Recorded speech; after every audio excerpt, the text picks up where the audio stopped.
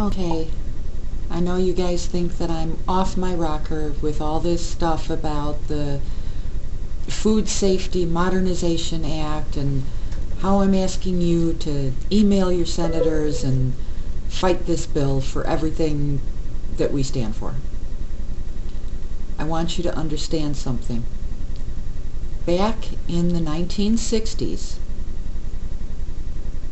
type 2 diabetes was old people diabetes. People didn't get that until they were 65, 70 years old. My grandparents thought that cancer was contagious. That's how little you ever heard of cancer. It just didn't exist back then. You never knew anyone who had cancer, and if you did, they were treated like they had the Black Plague.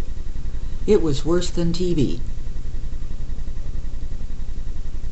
Obesity. Nobody was obese. Mama Cass was obese. I did have an obese aunt. You couldn't get clothes over a size 16 except through Lane Bryant, and that was a mail order catalog. Those clothes were ugly. Oh my God. Just tense. Just ugly, ugly, ugly. There was no need for high fashion fat clothes. So what is this all about?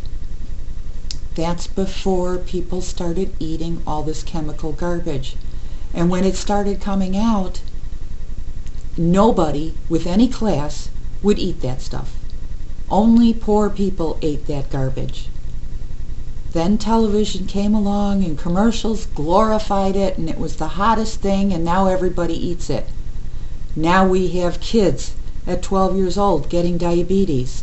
We have everybody you know on high blood pressure medication. Cancer. Oh my God, there's so many kinds of cancer. Everybody knows somebody with cancer. It's crazy.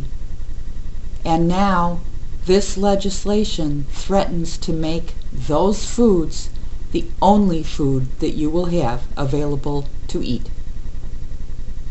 Now, you should find that terrifying. Every bit of food that you will be able to get in the future will somehow be touched by a chemical company. It is not real food. Your body was not meant to process chemical food. The good Lord did not design this body to run on chemicals. That's as pure and simple as you can get. There's no nutrition. There's nothing to help your body run right in these chemical fake foods. So when they're talking about food safety, it's not your safety. If it was, they would be focused on the commercial farms and the just horrible conditions that you've seen recently in the chicken farms and the peanut butter scare. Yes, all of that needs stronger regulation, and they need to enforce the regulations that already exist. But how many people do you know that got sick buying food at the farmer's market? How many people do you know that have gotten sick from taking supplements? Why is all of this suddenly in this food safety bill? Because big agriculture negotiates regulations. They want to safeguard their profits. It doesn't matter what happens to you. They could care less what happens to you.